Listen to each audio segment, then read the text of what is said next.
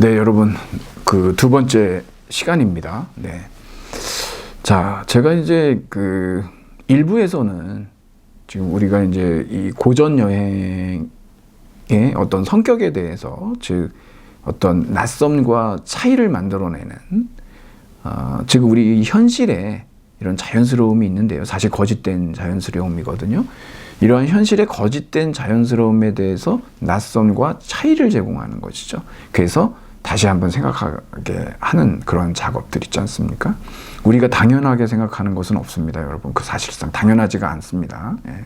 당연하게 생각하는 것은 당연하지가 않습니다.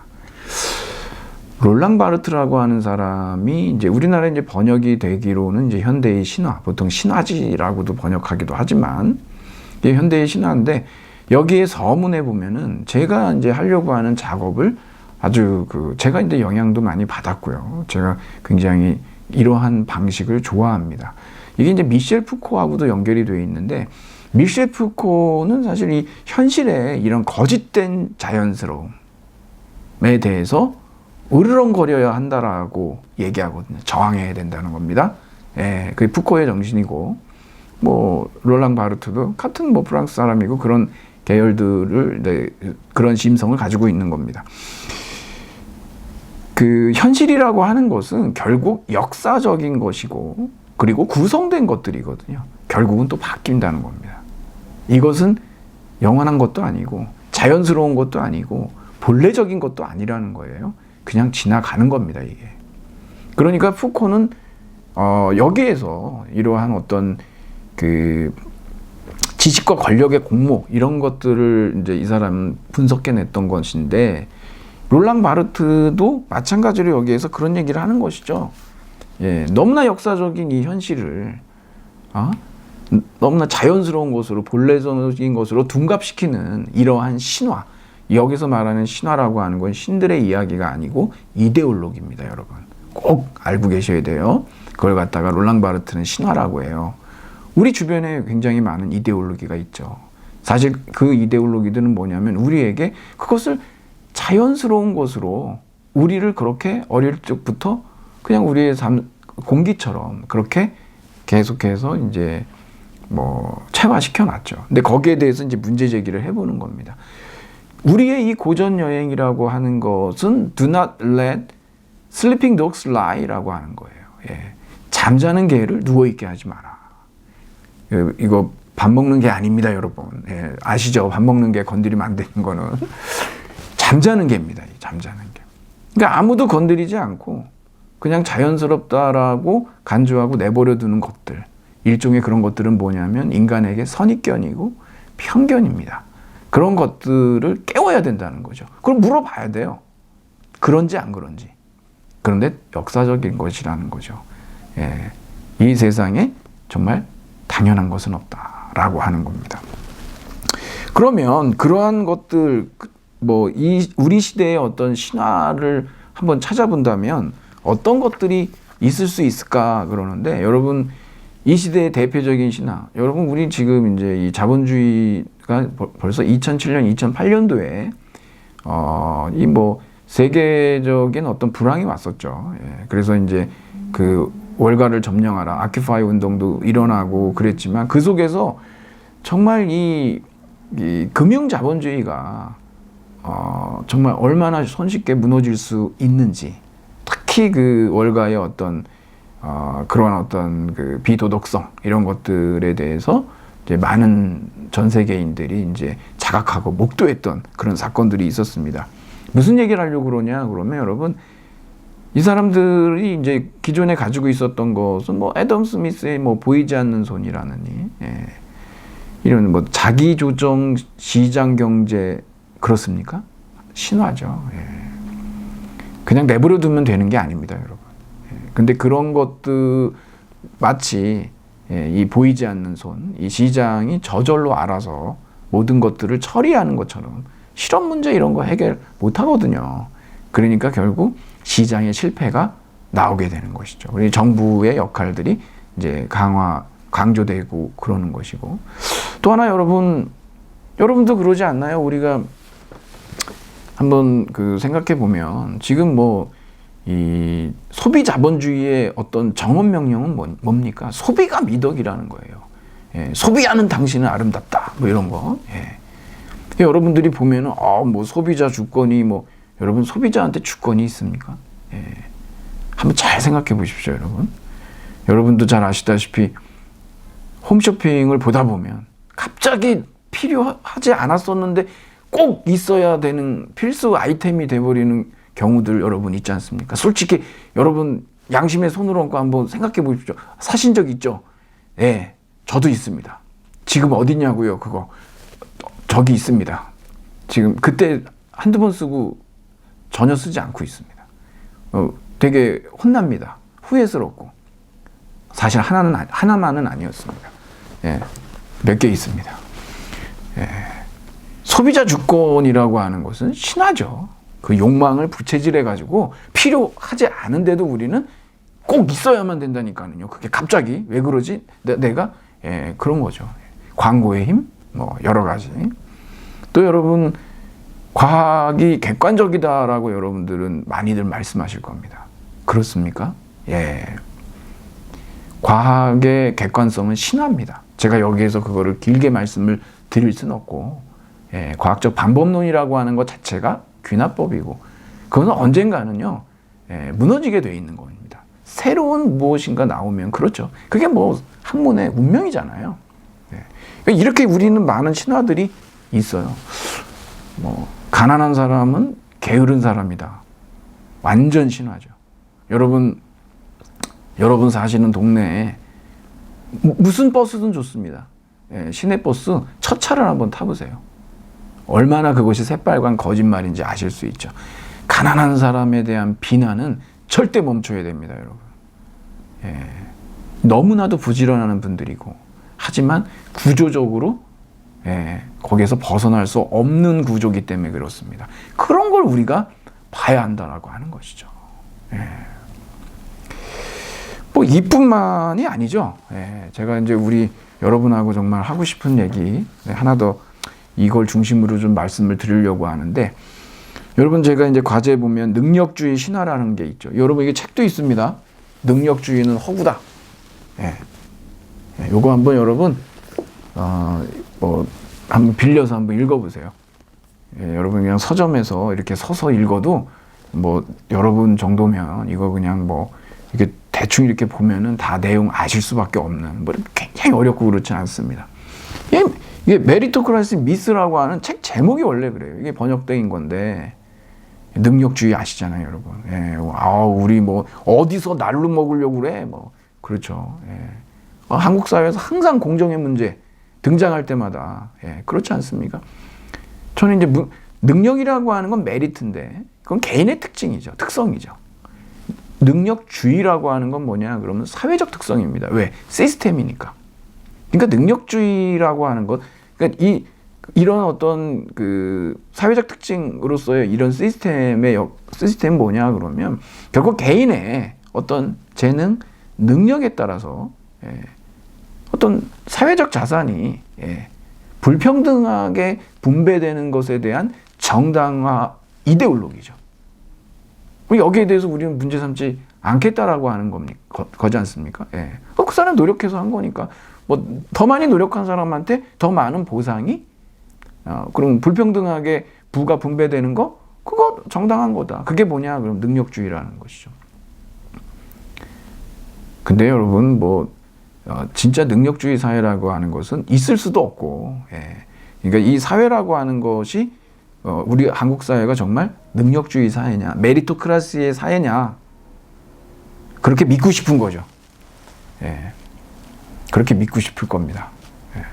그래서 여러분들이 결국에 이 자기개발이라고 하는 것도 다 신화인데, 왜 그러냐 그러면 결국 왜 내가 뭐 어떤 입시에 아니면 취업에 아니면 뭐에 뭐 왜 실패했을까? 노력이 부족해서다라고 하는 거.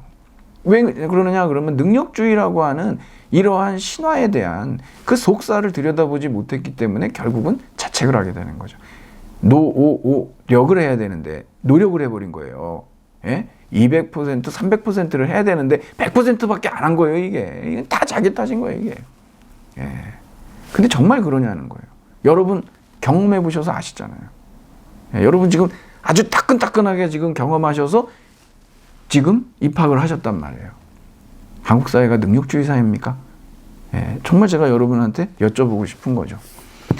여러분이 이 능력주의와 관련된 아주 제가 좀 극찬을 하고 싶은 책이고, 한국 사회, 지금 여기 능력주의, 메리토크라시 미스라고 하는 것은 이건 이제 우리나라에 대한 분석은 들어가 있지 않은데요. 우리는 차별에 찬성합니다라고 하는 이 오찬호 선생님의 책이 아주 여기저기서 많이 얘기가 됐었죠. 예.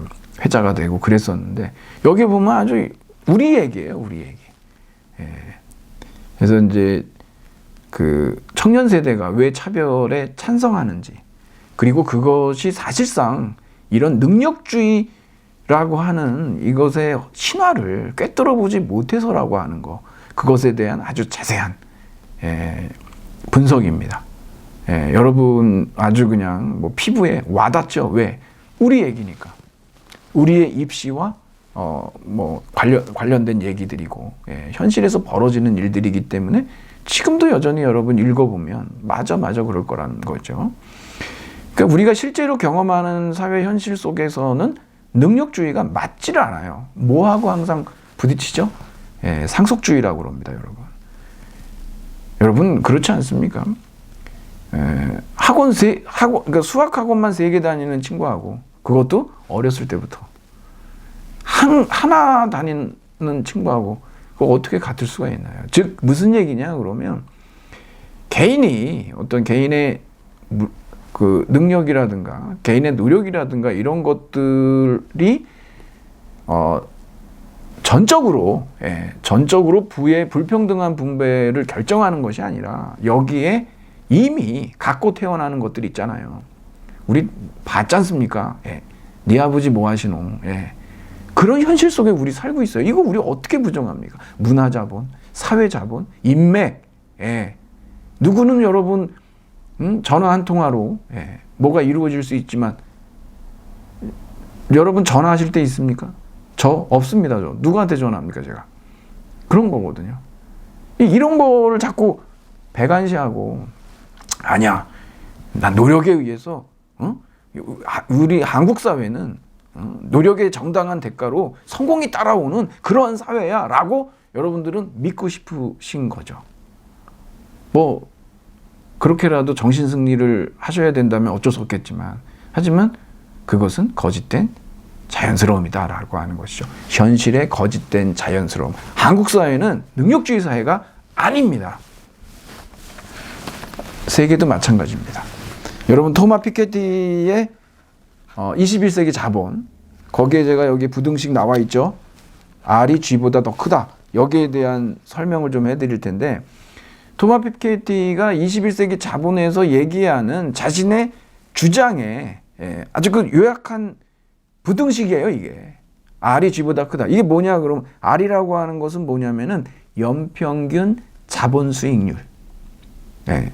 즉 자본에서 얻는 이윤, 배당금, 이자, 임대료, 기타 소득을 자본총액에 대한 비율로 나타낸 것을 R이라고 합니다. 연평균 자본 소득률. G는 뭐냐? 경제 성장률. 이건 그냥 소득이나 생산의 연간 증가율을 얘기하죠. 21세기 자본은 이 얘기하는 거예요. 이 부등식. 지금 여러분 보셔서 아시겠지만 연평균 자본 수익률이 경제 성장률보다 크다라고 하는 겁니다.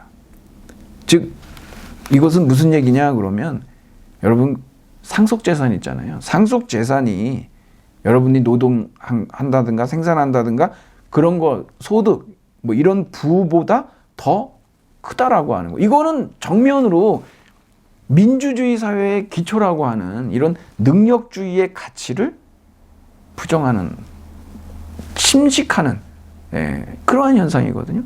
근데 이게 지금 전 세계적으로 이렇다는 얘기입니다. 그렇지 않습니까, 여러분?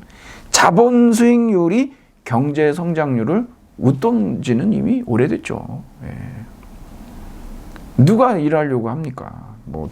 은행에 넣어놓으면 그냥 저절로 결국 이것이 양극화의 그 메커니즘이고 양극화의 아주 중대한 요인이 바로 여기에 있다. 그래서 이제 토마 피케티는 누진적 글로벌 자본세를 거둬야 한다. 근데 이게 됩니까? 국제 협력이 이루어져야 되는데 안 하려고 하죠. 예. 참 어렵다는 거죠. 이런 것을 어떤 국제적인 협력에 의해서 제도로 만들어내야 된다. 그래야 이러한 불평등을 줄일 수 있다라고 하는데 쉽지 않은 거죠. 그러니까 여러분 여기 나오듯이 상속재산, 즉 상속주의라고 하는 것이 능력주의를 윗돌고 있는데 한국 사회가 능력주의 사회냐는 거예요. 아니라는 얘기죠. 그래서 능력주의의 신화라고 제가 여러분한테 이제 말씀을 드렸던 것이죠. 뭐 이것에 대해서는 뭐 지금도 많은 논란이 되고 있지만 여러분 뭐 기회가 균등하냐, 예, 이 오찬호 선생님 얘기하시지만, 예, 여러분 뭐 사실상 그런 사회는 불가능하죠. 예. 기회가 균등할 수도 없고 누구는 이미 그 목적지에 도착해서 거기가 출발점인 사람도 있고 어떤 사람은 뭐 신발 없이 저 출발선 훨씬 전에 거기서부터 뛰어야 되는 사람도 있는 게 현실이고요. 과정은 공정하냐? 예, 불공정하죠. 결과는 정의롭냐? 그렇지가 않죠. 예, 우리가 여러분 이런 것들을 통해서 결국에 어떤 메리트라고 하는 개인의 능력 요인보다도 이런 비능력 요인 있지 않습니까? 어떤 집안 배경이라든가 학맥이나 인맥이나 여러 사회자본, 문화자본, 예. 이런 모든 것들이 비능력 요인이, 예. 능력 요인을 웃돌고 있는 사회에서 과연 이것을 우리가 능력주의 사회라고 얘기할 수 있느냐라고 하는 것이죠. 교육만 보면 아시지 않습니까? 여러분 교육이라고 하는 것은 능력 요인과 비능력 요인이 같이 작용하는 데인데 아까 말씀드렸듯이 우리가 어느 동네에 사느냐 이건 데이터로 다 이미 나와 있지 않습니까, 여러분?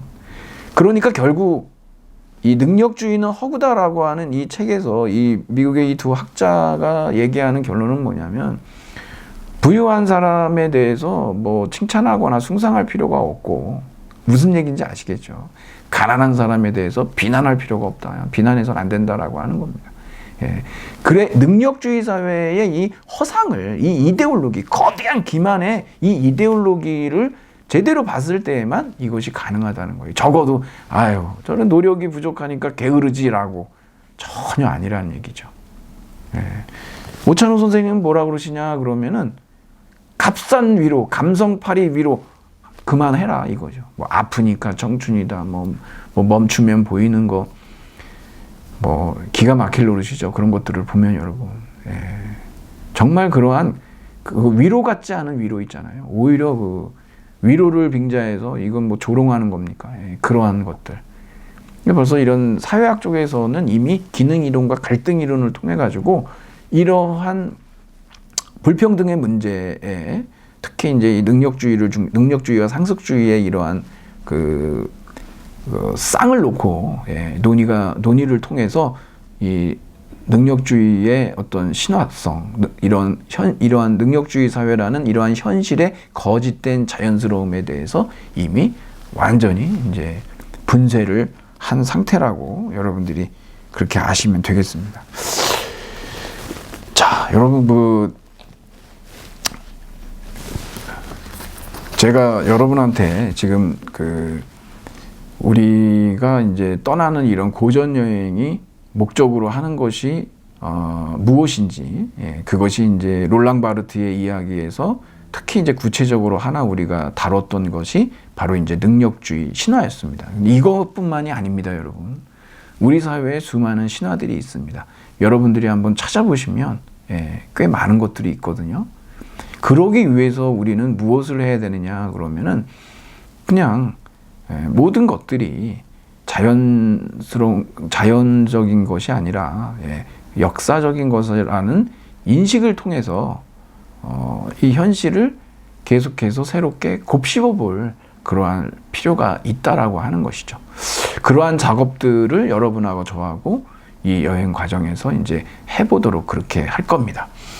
제가 처음에도 여러분한테 말씀을 드렸는데, 이런 신종 코로나 바이러스 감염증, 코비드 19이라고 하는 이러한 어떤 재앙적 시기, 뭐 알베르 까뮈의 패스트가 생각이 나네요. 여기에서 이제 많은 사람들이 뭐 다양한 방식으로 이 재앙에 대처하고 있습니다. 특히 이제 지금과 같은 이러한 때에 지금 뭐 이제 결국 한국 사회에서도 이 멘탈 헬스의 문제가 이제 계속 제기가 되고 있거든요. 이게 이제 언제 어떤 식으로 폭발할지는 사실 모르겠습니다. 지금 우리는 기본적으로 K 방역에 집중을 하고 있지만, 그러한 어떤 접촉 금지라든가 뭐 어떤 격리라든가 뭐 어떤 집콕이라든가 이러한 어떤 감옥살이에 유사한 이러한 형태가 우선은 생명을 지키는, 안전을 지키는 중차대한 급선무기 때문에 그렇게 하고 있지만, 이로 인해서 이제 지금 사실 병들어가고 있는 우리의 이제 마음이 있다는 거죠. 이걸 어떻게 해야 되느냐, 방법은 여러 가지가 있습니다. 여러분들도 나름대로 다양한 방법을 통해서 여러분들의 어떤 정신 건강을 잘 케어하고 계시리라고 생각이 드는데, 뭐 나와 있는 것들 얘기들을 들어보면은 스트레스를 많이 줄이기 위해서 뭐 충분한 휴식을 취한다든가 잠을 많이 잔다든가 뭐 운동을 한다든가 뭐 그런 많은 어떤 대안들이 있죠. 저는 여러분에게 이 소설가 이제 공지영 씨인데, 저도 예전에 이게 많이 힘들 때 이게 이제 본래는 한겨레 20일에 연재로 돼 있던 거를 이제 책으로 낸 거죠. 그래가지고 이제 내셨는데, 딸에게 주는 레시피 나온 지 좀 오래됐습니다. 여러분한테 무슨 말씀 한번 드려볼까 그러다가 제가 옛날 생각이 나서 이 책을 좀 찾아봤는데, 거기 보면은 이제 죽거나 미치지 않고 어떻게 힘든 시간을 이길까라고 하는 그런 챕터가 있어요. 죽거나 미치지 않고. 정말 진짜 이런 상황들이 있습니다.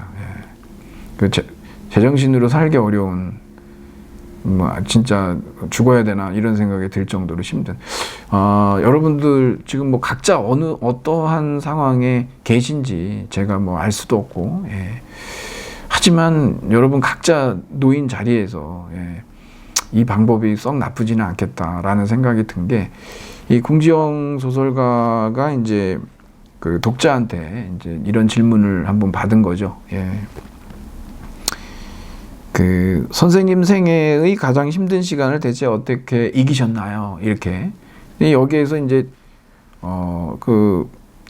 이분이 결국 나중에 가서 이거에 대한 이제 본인이 어떻게 이제 그걸 극복했는지를 나중에 이제 대답을 하게 되는데, 그 과정들이 이렇게 나와 있거든요. 상당히 이제 힘든 시기를 거쳤어요.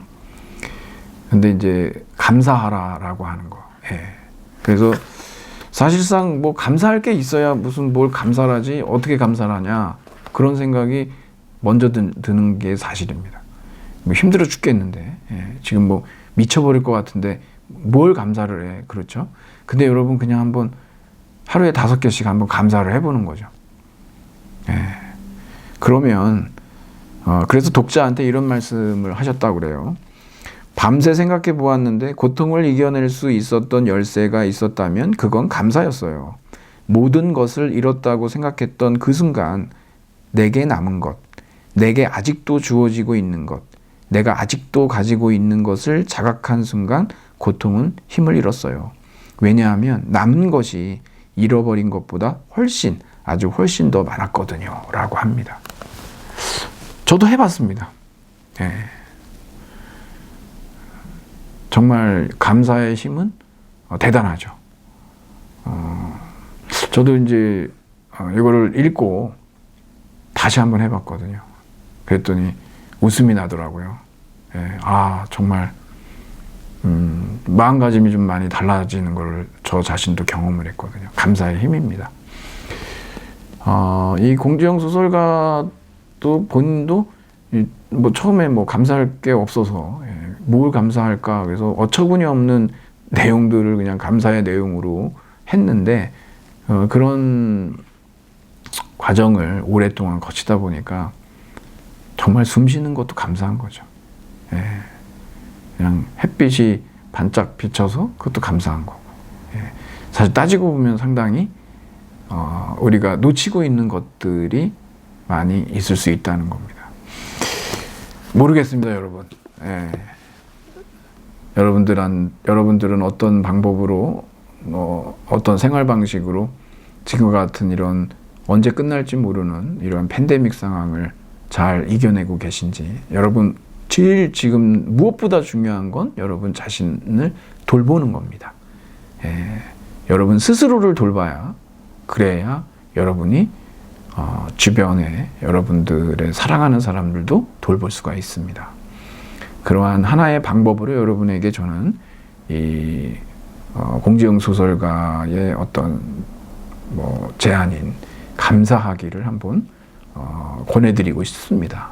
저도 마찬가지로 감사하기를 조금 실천을 해서 힘들 때 잘 유용하게 사용하도록 그렇게 하겠습니다. 자, 우리가 이제 첫 시간이었고, 그래서 여러분에게 이 여행이 가진 목적, 또 구체적으로 그러한 여행을 했을 때에 우리가 어떠한 소득을 얻게 되는지도 살펴봤습니다.